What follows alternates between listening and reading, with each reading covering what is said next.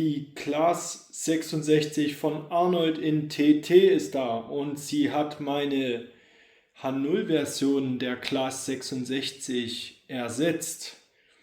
Mehr dazu nach dem Intro.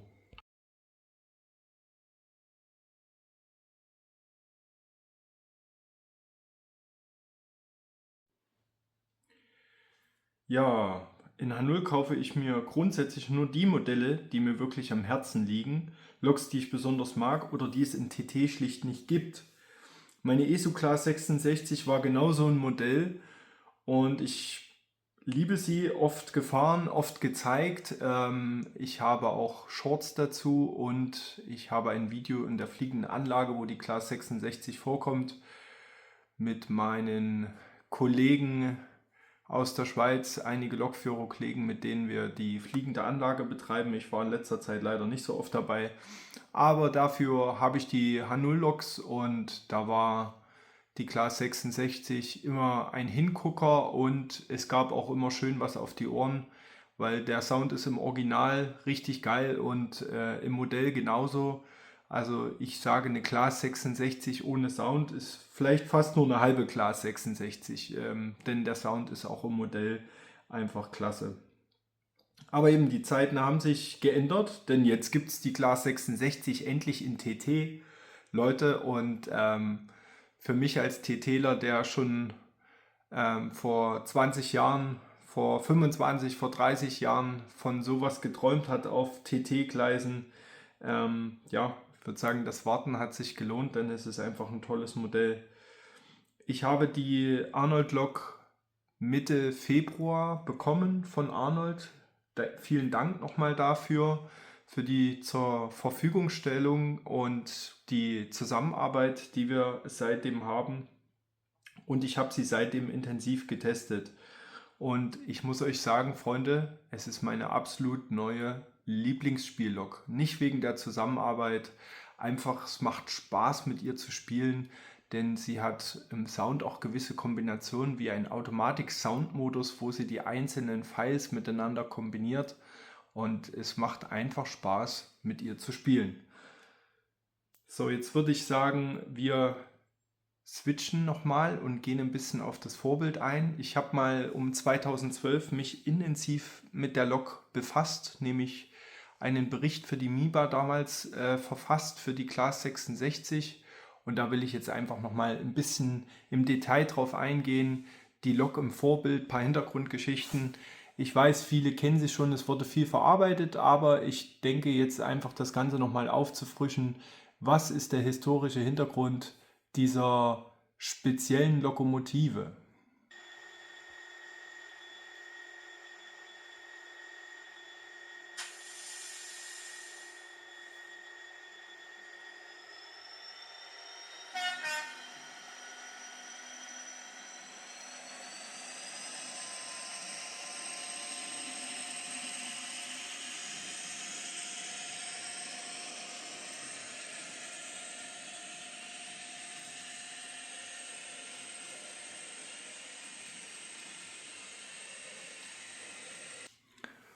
Ja, 2012 habe ich mich mit der Lok schon mal befasst und recherchiert und deswegen ist sie für mich nicht irgendeine Lok, sondern ein paar Dinge begleiten mich daraus bis heute. Ein wuchtig, robustes, uriges und immer irgendwie, als wäre sie, also das Gefühl, als wäre sie eine Nummer zu heiß gewaschen, denn das Lichtraumprofil dieser Lokomotive ist nun mal britisch und hier in den hiesigen Gebieten in Mitteleuropa herrschen natürlich andere Lichtraumprofile und deswegen wirkt sie schon mal speziell und gedrungen. Ich kann mich erinnern, als ich zu HVLE-Zeiten mal im Führerstand in der Werkstätte in Spandau stand, in dem Führerstand der Class 66, dass wenn du stehst im Führerstand und ich bin knapp 1,90, dann kannst du nicht rausschauen. So niedrig ist die Lokomotive. Die Geschichte der Class 66 in Europa beginnt in den 90er Jahren, als in Großbritannien der Güterverkehr privatisiert wurde. EWS wollte damals 250 neue Loks kaufen und entschied sich für eine günstigere, angepasste Variante der Class 59. So entstand die Class 66 und später die überarbeitete Class 77, die übrigens in England nicht fahrfähig ist, weil sie nicht mehr ins Lichtraumprofil passt, unter anderem oder vor allem wegen den aufgesetzten Klimaanlagen auf den Dächern. Die Class 77 habe ich selber vorbestellt bei Arnold. Das ist jetzt hier eine Lokomotive, die mir von Arnold zur Verfügung gestellt worden ist. Aber die Class 77 in der französischen Lackierung von DB Cargo, Eurocargo Rail und die DB Cargo Lackierung selber habe ich beide vorbestellt. Die gefällt mir fast noch ein bisschen besser mit dieser aufgesetzten Klimaanlage. Und deswegen zeige ich die euch später dann auch nochmal in Videos. Heute gibt es fast 660 Maschinen in Europa. In Deutschland fahren sie als BR247 bei DB Cargo oder früher Schenker, bei HHPI, also Heavy Haul Power, heute bei Beacon Rail oder MRCE früher bei Crossrail, jetzt BLS Cargo Benelux. Überall dort, wo schwere Güterzüge zuverlässig bewegt werden müssen, und genau die Mischung aus Kraft, Charakter und Alltagstauglichkeit macht die Class 6677 für mich so faszinierend. Vielleicht auch aufgrund der ziemlich rudimentären Technik, die robust wirkt und auch, ich denke, vor allem wird sie eingesetzt nach wie vor, weil die Ersatzteilversorgung dieser Lok aufgrund der hohen Stückzahl nicht nur in Europa, auch weltweit wird sie eingesetzt, ziemlich gut ist, und deswegen ist es für viele private EVUs eine interessante Lokomotive. Die HGK-Variante hier ist ja schon eine ältere Lackierung, vielleicht gibt es sie irgendwann auch nochmal in Silber. Schauen wir mal, was das angeht. Kommen wir nochmal zur Verpackung. Ihr habt ja anfangs des Videos gesehen, wie ich euch die wunderschöne Class 66 entpackt habe. Und ich finde die Verpackungen von Arnold für die Lokomotiven sehr gut. Pico macht das ähnlich. Sie sind wirklich gut geschützt in diesem Schaumstoff und dann nochmal in diesem Blister. Jetzt kann man sagen, das ist zu frickelig. Ich finde es aber gerade für meine Verhältnisse wirklich gut. Warum?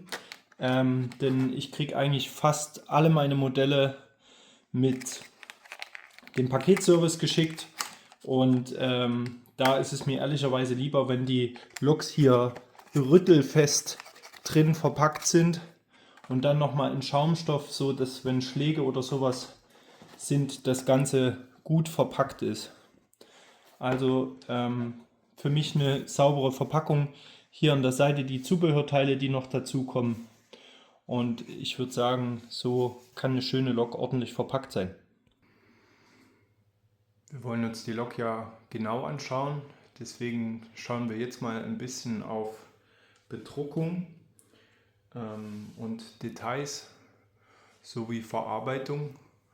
Und ich muss wirklich sagen, schon beim ersten Auspacken, jetzt vor einigen Wochen, war ich begeistert von dem Detailgrad. Ich zoome jetzt mal noch ein bisschen ran. Ihr seht da oben das Gitter und ihr seht auch den bedruckten Führerstand, die farblich bemalten Sitze.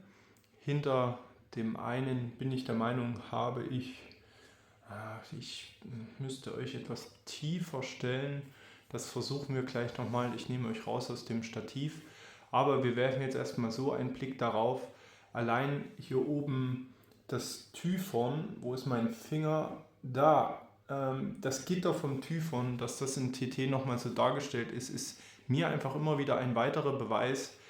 TT ist kleiner, du hast mehr Platz, aber du bekommst fast die Detaillierung wie bei H0, und diese Lok ist einfach wunderschön detailliert. Steht der ESU Class 66 in fast nichts nach. Natürlich gibt es da vielleicht das ein oder andere freistehende Gitter, muss aber ehrlicherweise sagen, und wir schwenken etwas rum, muss aber ehrlicherweise sagen, wenn ich die Art der Bedruckung der Lokomotive sehe, ist das für mich in einem Verhältnis, wo ich sage, kann ich komplett mit leben, weil die Einschränkungen sind minim. Ich habe wirklich die ESO-Class 66 mit dieser hier verglichen und muss einfach sagen, es sind selbst diese kleinen freistehenden Handläufe hier dargestellt, alles angebracht by the way, auch oben der große Abgashutzen ist wirklich sehr ähnlich dem, wie er bei ESO dargestellt ist. Eben ESO hat natürlich am Abgashutzen dann wirklich nochmal den Ausgang mit der Dampffunktion. Wir gehen darauf ein. Aber sonst ist das gleich dargestellt. Hier sind tatsächlich freistehende Gitter. Also was soll ich sagen? Wirklich perfekt dargestellt. Und vielleicht nochmal im Vergleich zu den britischen Modellen. Das habe ich in der einen oder anderen englischen, britischen TT-Gruppe, in der ich bin.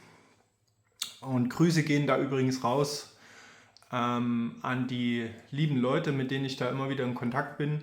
Und die haben zum Beispiel geschrieben, das kann ich jetzt nicht direkt vergleichen, dass die Hornby Class 66 keinen so detaillierten und bemalten oder bedruckten Führerstand haben. Das heißt, das haben also nur oder nachrangig die Arnold-Fahrzeuge bekommen. Ich bin mir da jetzt nicht ganz sicher, aber das habe ich gelesen. Freut mich natürlich, wobei ich auch die britischen Lokomotiven als sehr detailgetreu wahrgenommen habe, zumindest auf den Bildern. So, jetzt wollen wir die wunderschöne Lok auch mal starten. Jetzt haben wir viel geredet.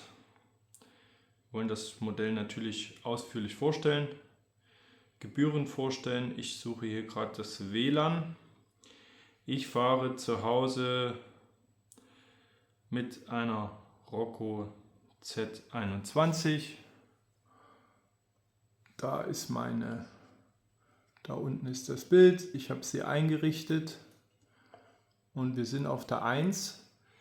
Jetzt gibt es einen speziellen Punkt, der zum Beispiel bei der ESO H0 Class 66 etwas anders ist.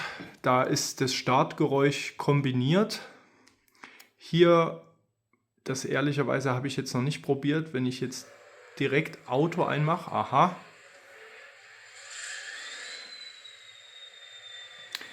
dann startet sie, man hört auch das Eideln am Anfang, aber jeder, der die Class 66, 77 am Anfang mal starten hat, vermisst diesen nervigen, aber kultigen Trötton und den gibt es, aber wenn ich hier auf Auto gehe,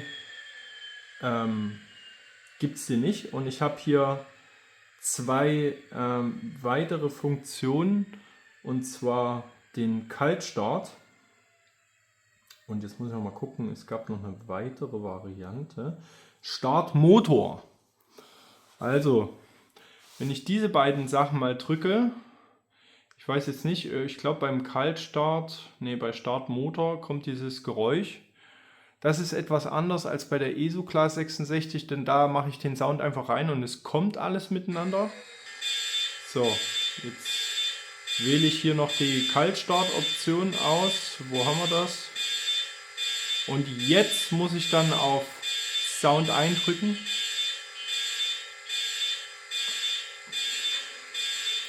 Und dann muss ich aber den Kaltstart auch wieder ausmachen.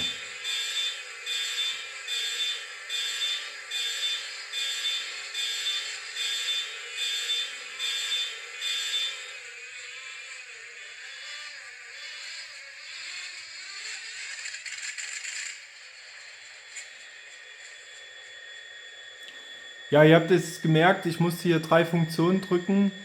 Ja, das wäre so ein bisschen mein einzig kleiner Punkt, dass man das ein bisschen anders machen kann. Finde ich aber jetzt nicht schlimm. Ich finde, zum Rumspielen hat es auch den einen oder anderen Vorteil, dass ich das separiert drücken kann. Wo ich das Gefühl ein bisschen habe, dass der Kaltstart und der Motorstart an sich, die Lautstärke, ich weiß jetzt nicht, wie es am Mikrofon rüberkommt, ein bisschen lauter ist als der eigentliche Sound. Ich finde die Lautstärke des eigentlichen Soundes sehr gut. Ich finde ihn nicht zu laut, ich finde ihn nicht zu leise. das bei der DE18 finde ich den nicht so deutlich dargestellt. Das ist bei der DE18 ein wunderschönes Modell. Mein einziger kleiner Kritikpunkt: der Sound an sich ist nicht ganz so klar. Der hört sich irgendwie ein bisschen verwaschen an. Das wiederum finde ich bei der Class 66 hier ganz anders. Hier hört sich der Sound wirklich einwandfrei klar an. Was auch ist, das Licht. Jetzt sehen wir nur die unteren vorderen Lichter.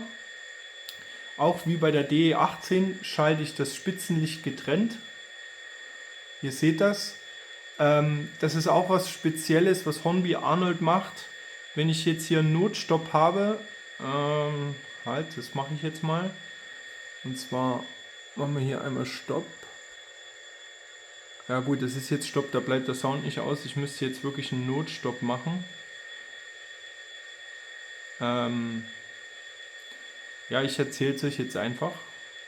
Ich habe jetzt keine Multimaus zur Hand, mit der ich den Stopp drücken kann. Also wenn ich hier Stopp drücke, ihr seht das, passiert jetzt da nichts. Und zwar ist es so, also ich kann hier oben auch Stopp drücken, aber da ist ja das Clevere in dem Moment, dass hier auch der Sound anbleibt. Das ist zwar jetzt ausgelöst, die Lok fährt nicht, aber der Sound läuft weiter. Jedenfalls ist es so, dass wenn du einen Kurzschluss hast, geht das Spitzenlicht immer wieder aus. Die Funktion wird sich zwar gemerkt und sie zeigt sie dir auch in der Z21 an, aber sie geht wieder aus. Das hängt vielleicht auch damit zusammen, dass Arnold Hornby eine meiner Ansicht nach ganz coole Funktion hat. Und zwar kannst du dir eine App runterladen und könntest diese Lokomotiven auch über Bluetooth steuern. Und bräuchtest gar keine Zentrale, was ich eigentlich eine clevere Idee finde. Jetzt haben wir ja hier, würde ich sagen, in Deutschland vor allem fahren sehr viele also die digital fahren, sehr viele mit Zentralen. In TT ist es, ich würde sagen, vorrangig die Rocco Z21 oder eine ESO-Zentrale oder Lenz etc. Da ist das vielleicht ja nicht so von gebraucht, das Ganze, aber ich finde es schon eigentlich eine gute Idee, weil man sich irgendwo die Zentrale dadurch sparen kann. So, jetzt würde ich sagen, wir haben hier genügend erzählt. Die Lok hat zum Beispiel auch Führerstandslicht, und wenn ich hier, jetzt will ich vielleicht nochmal auf den Automatikmodus gehen, den ich hier ganz hinten ist, der mit der 28, und wenn ich dann nämlich rangieren. Ich habe das Licht eingestellt, das ist mit Kamera gar nicht so einfach. Genau, ein Pfiff, den brauchen wir jetzt nicht, aber das Rangieren ist vielleicht gar nicht so blöd auf dem Abschnitt, wo wir jetzt stehen. Ich wollte doch die Führerstandsbeleuchtung anmachen. Und zwar wollte ich euch eins zeigen. Ich mag die Kombination der Lok, wie quasi mitgedacht wird. Nämlich das, wenn du losfährst, dass du das Bremsenlösen-Geräusch hörst, die Führerstandsbeleuchtung ausgeht. Ja, diese Kombination des Soundes, das finde ich wiederum sehr, sehr gut. Jetzt läuft, achso, wir müssen Stopp, ich will losfahren, aber wir müssen Stopp auflösen. So, wir schauen uns das an.